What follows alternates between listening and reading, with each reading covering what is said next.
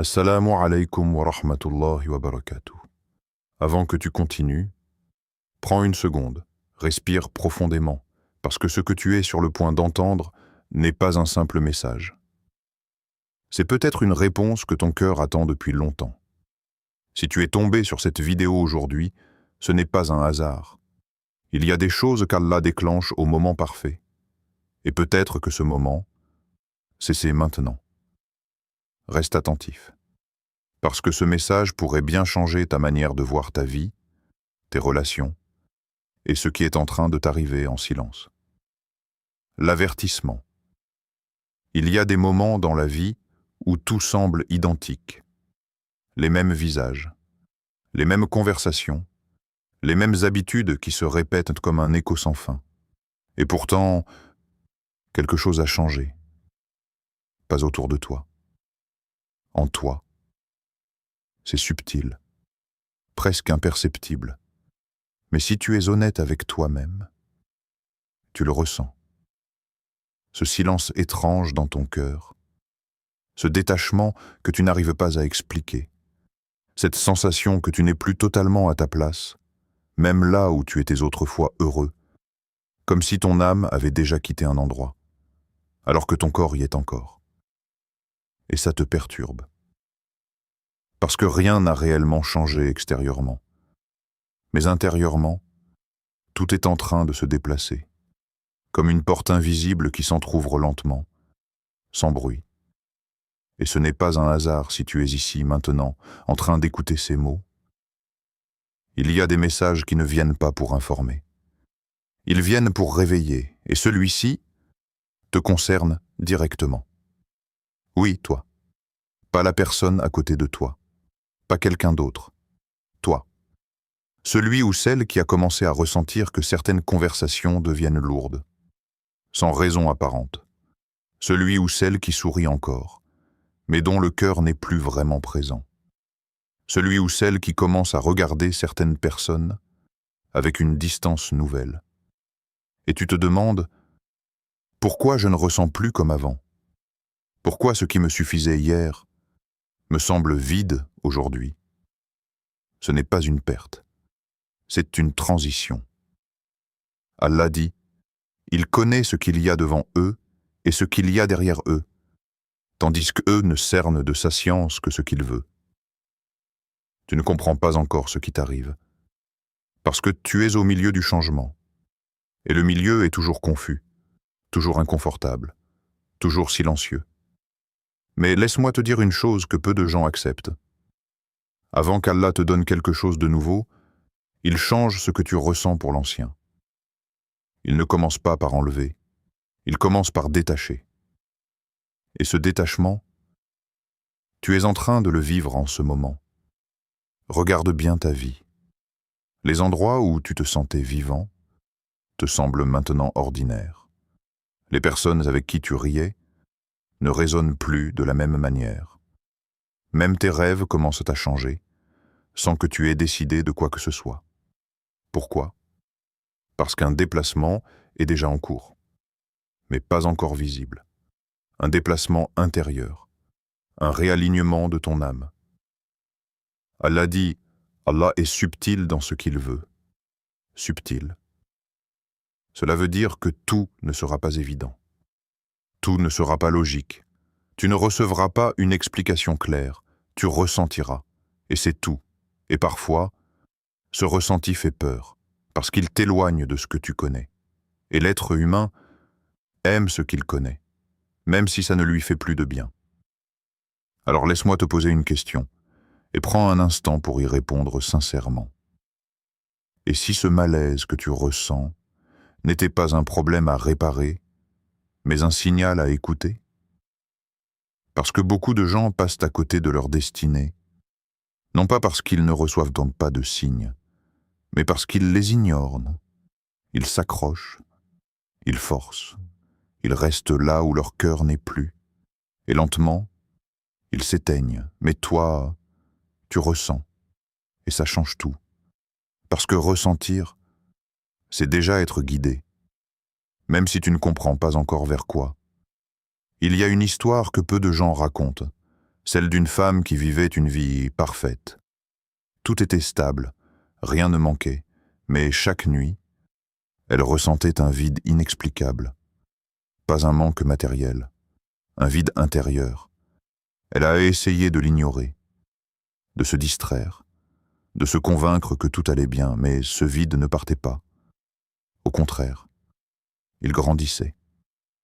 Jusqu'au jour où elle a pris une décision que personne autour d'elle n'a comprise. Elle a quitté ce qui semblait parfait, pas parce que c'était mauvais, mais parce que ce n'était plus pour elle. Des mois plus tard, elle a trouvé une vie qu'elle n'aurait jamais pu imaginer. Un endroit, une paix et une personne qui correspondaient à ce que son cœur cherchait depuis toujours, sans le savoir. Et tout a commencé par quoi? Un sentiment étrange, un décalage, exactement comme celui que tu ressens aujourd'hui. Alors pose-toi cette question. Et si ce que tu ressens n'était pas une confusion, mais une direction? Parce que dans cette nouvelle vie qui s'approche, il n'y a pas seulement un changement de lieu. Il y a une rencontre, une personne, quelqu'un que ton cœur reconnaîtra, sans lutte, sans doute, sans épuisement.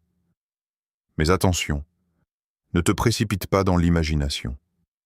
Parce que ce message n'est pas là pour te faire rêver. Il est là pour te préparer.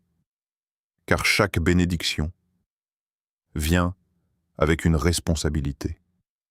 Et ce déplacement que tu attends va te demander quelque chose de très précis. Pas un effort extérieur, un lâcher-prise intérieur. Peut-être une relation que tu continues de maintenir, alors qu'elle te vide. Peut-être une version de toi-même que tu refuses de quitter. Peut-être une peur que tu nourris depuis trop longtemps. Allah dit, et quiconque s'en remet à Allah, il lui suffit. Mais s'en remettre vraiment, ce n'est pas juste dire « je fais confiance », c'est accepter de perdre le contrôle. Et ça, c'est ce que peu de gens sont prêts à faire. Alors, je te pose une dernière question, et ne réponds pas trop vite. Si Allah changeait ta vie du jour au lendemain, serais-tu prête à suivre, même sans comprendre? Parce que ce qui arrive plus vite que tu ne le penses, et ton cœur le sait déjà. C'est pour ça qu'il bouge. C'est pour ça qu'il se détache. C'est pour ça qu'il ne trouve plus de repos, dans ce qui le rassurait avant. Tu n'es pas en train de te perdre, tu es en train d'être déplacé, silencieusement, invisible aux yeux des autres, mais réel, très réel, le détachement. Tu dis que tu veux avancer, mais soyons honnêtes un instant. Avancer vers quoi? Si tu t'accroches encore à ce qui te retient, parce que beaucoup de gens veulent une nouvelle vie, sans jamais accepter de quitter l'ancienne. Ils veulent une paix différente, mais gardant les mêmes attachements. Ils veulent être aimés correctement, mais refusent de lâcher ce qui les brise. Et ça ne fonctionne pas comme ça. Allah dit, peut-être détestez-vous une chose, alors qu'elle est un bien pour vous, et peut-être aimez-vous une chose alors qu'elle est un mal pour vous. Allah sait, et vous ne savez pas. Ce verset dérange, parce qu'il vient confronter directement ton cœur. Il te dit clairement ce que tu refuses de perdre pourrait être exactement ce qui t'empêche de recevoir. Et là, tout devient inconfortable, parce que tu sais déjà, au fond de toi, tu sais exactement de quoi il s'agit. Cette relation que tu continues à maintenir, alors qu'elle te fatigue. Cette personne que tu excuses, encore et encore, alors que ton cœur est épuisé. Cette situation dans laquelle tu restes, non pas parce qu'elle te rend heureux, mais parce qu'elle t'est familière. Et l'être humain préfère la douleur familière à l'inconnu qui pourrait le guérir. Alors laisse-moi te poser une question, sans détour. Pourquoi t'accroches-tu encore à quelque chose qui ne te donne plus de paix? Est-ce par amour ou par peur d'être seul? Est-ce par loyauté ou par incapacité à accepter que c'est terminé? Parce que parfois, ce n'est pas que tu aimes encore, c'est que tu n'as pas encore accepté de lâcher. Et il y a une différence immense entre les deux. Le problème, c'est que tu veux qu'Allah change ta vie. Mais tu veux choisir ce que tu gardes. Tu veux la bénédiction, sans le sacrifice. Tu veux la nouvelle porte, sans fermer l'ancienne. Mais Allah ne mélange pas les saisons. Ce qui doit se terminer, se termine. Et ce qui doit commencer, commence. Mais jamais les deux en même temps. Il y a une histoire qui va peut-être te déranger, mais tu dois l'entendre.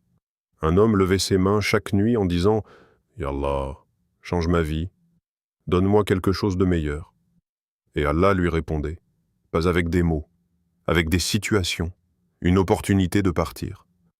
Une distance qui s'installe dans certaines relations, des signes clairs que quelque chose devait changer. Mais à chaque fois, il trouvait une raison de rester.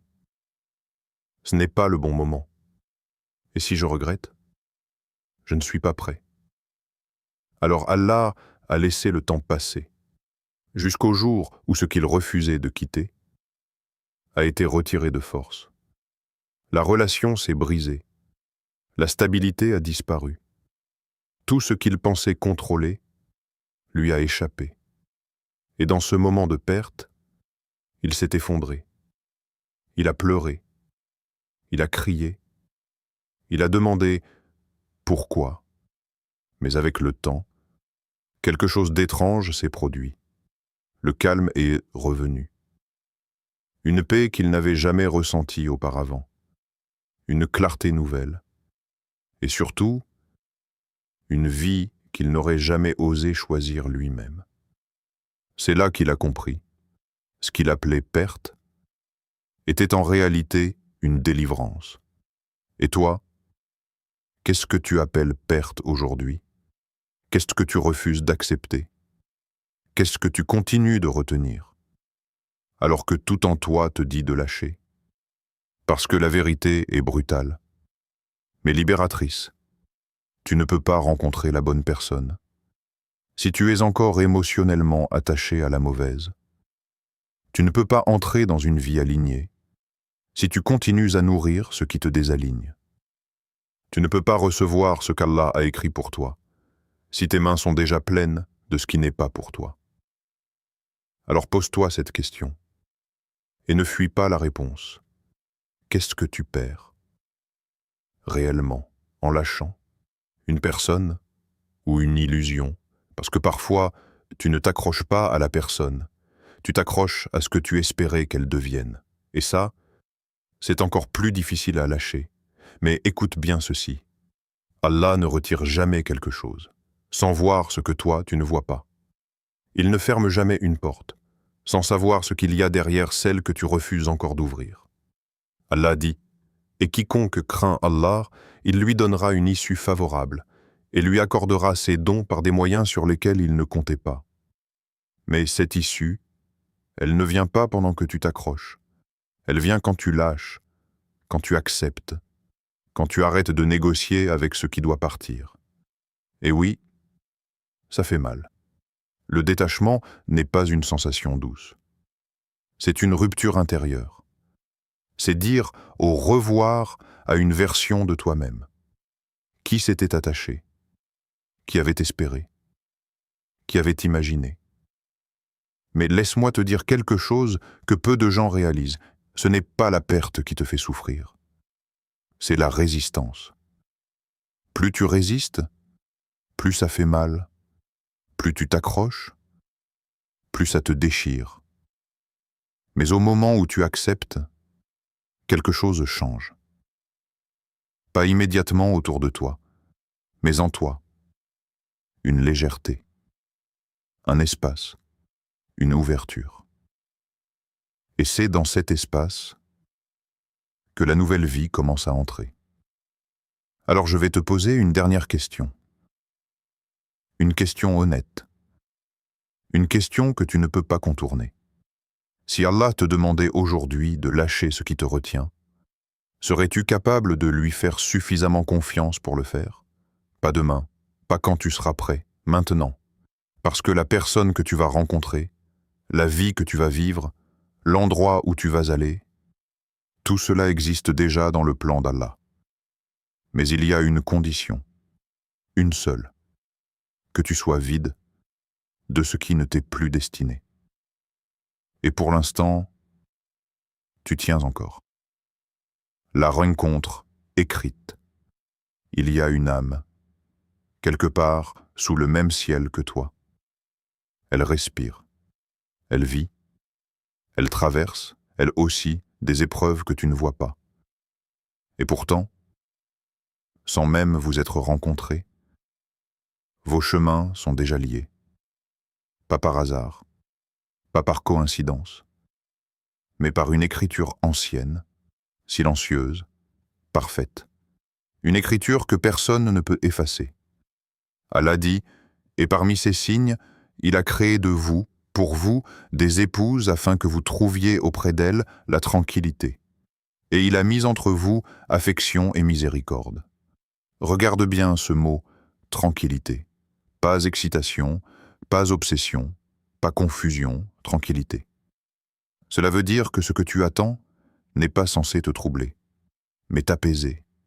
Et pourtant, combien de fois as-tu confondu amour et agitation?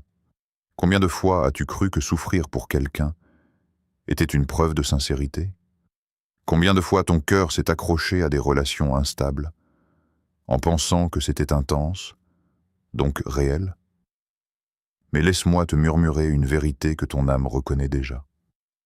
Ce qui est écrit pour toi ne te détruira jamais. Ce qui est écrit pour toi te reconnaîtra. Et surtout, te respectera, parce que cette rencontre n'est pas une chasse. Ce n'est pas quelque chose que tu dois forcer, ni poursuivre, ni supplier. C'est quelque chose qui vient à toi, quand ton cœur est prêt à l'accueillir. Pas quand il est vide de tout, mais quand il est guéri de ce qui l'abîmait. Il y a une douceur dans les choses écrites par Allah, une précision, une harmonie invisible, comme deux chemins qui semblent séparés, mais qui se rapprochent lentement, sans que les voyageurs ne le sachent. Peut-être que pendant que tu traversais une épreuve, cette personne apprenait la patience. Peut-être que pendant que tu guérissais d'une relation, cette personne apprenait à aimer correctement. Peut-être que pendant que tu doutais, Allah construisait quelque chose de stable, loin de ton regard. Alors dis-moi, pourquoi continues-tu à courir, alors que ce qui est pour toi ne te manquera jamais? Pourquoi t'épuiser à chercher ce qui a déjà été écrit? Parce que le problème n'est pas que tu n'as pas encore rencontré la bonne personne. Le problème, c'est que tu as peut-être accepté trop de mauvaises. Tu as laissé entrer des cœurs qui n'étaient pas alignés avec le tien. Tu as toléré des comportements qui ont troublé ta paix. Tu as confondu présence et valeur. Mais ce qui est écrit pour toi ne te fera jamais douter de ta place. Quand cette personne entrera dans ta vie, il n'y aura pas ce combat intérieur, pas ce besoin constant de comprendre, pas cette fatigue émotionnelle. Il y aura une clarté, comme une lumière douce après une longue nuit. Tu ne te poseras pas 1000 questions.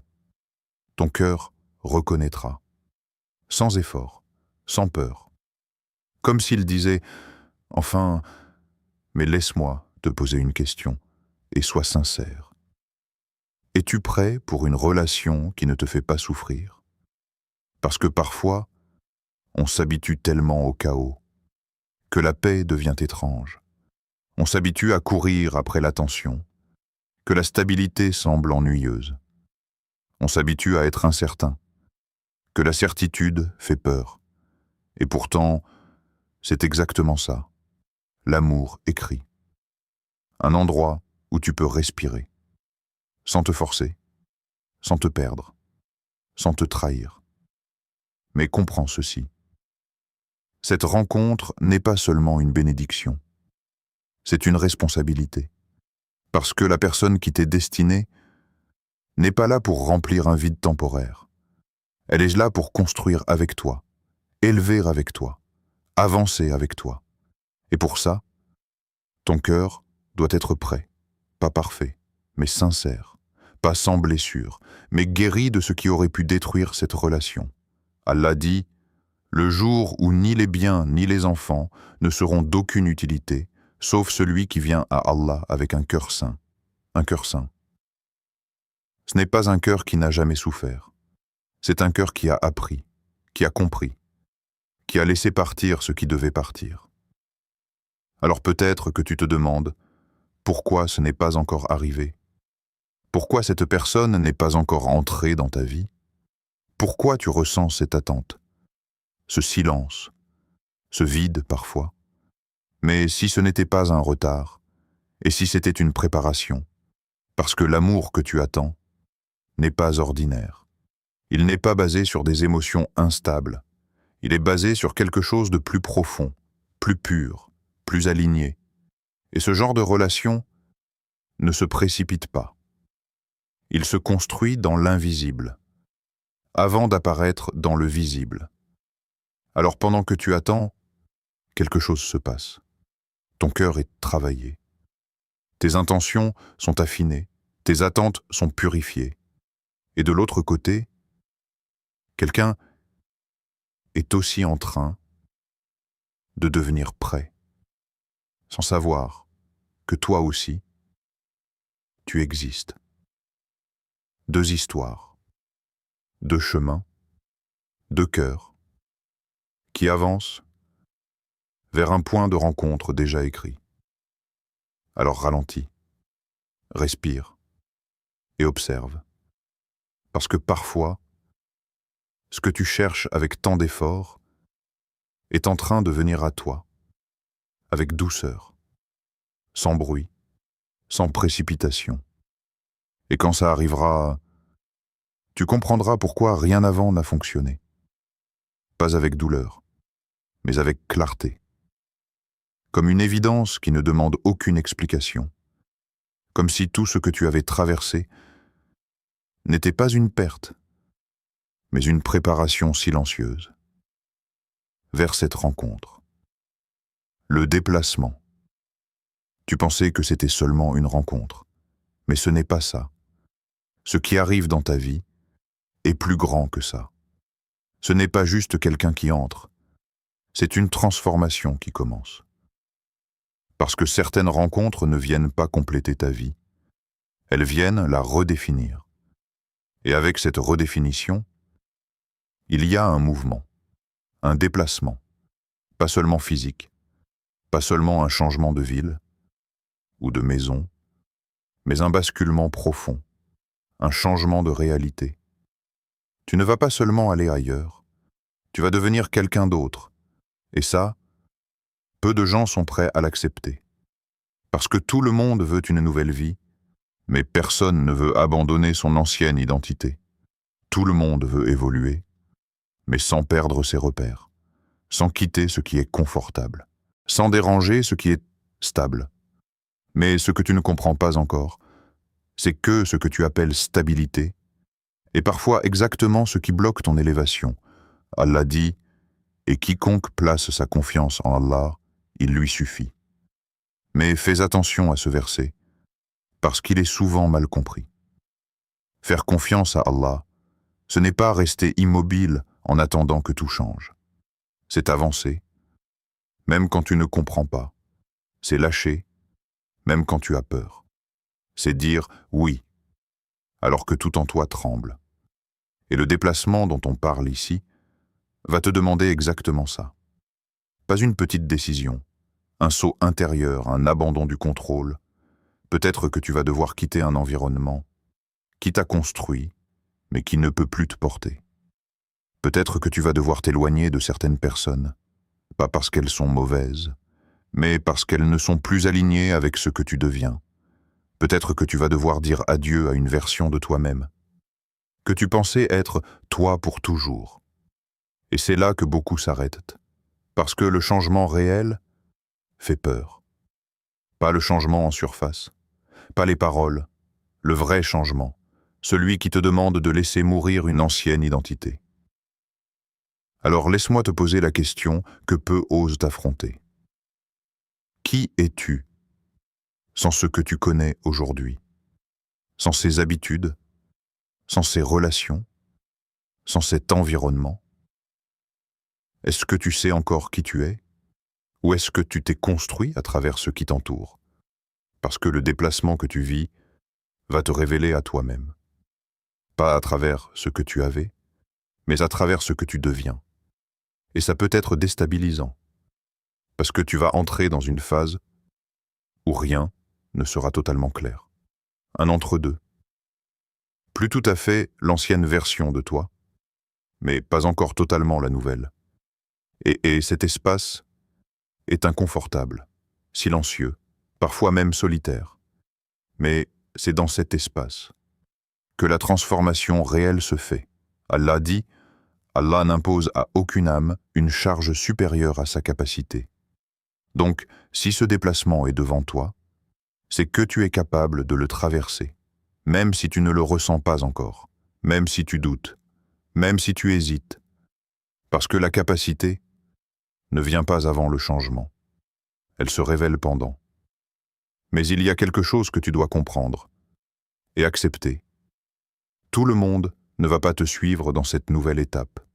Certains vont te regarder changer et ne pas te reconnaître. D'autres vont essayer de te retenir, pas par méchanceté, mais parce que ton évolution les confronte à leur stagnation.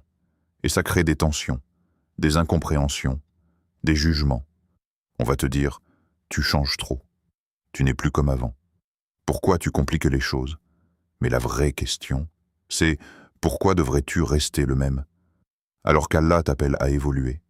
Parce que rester le même, quand ton âme te pousse à changer, c'est se trahir.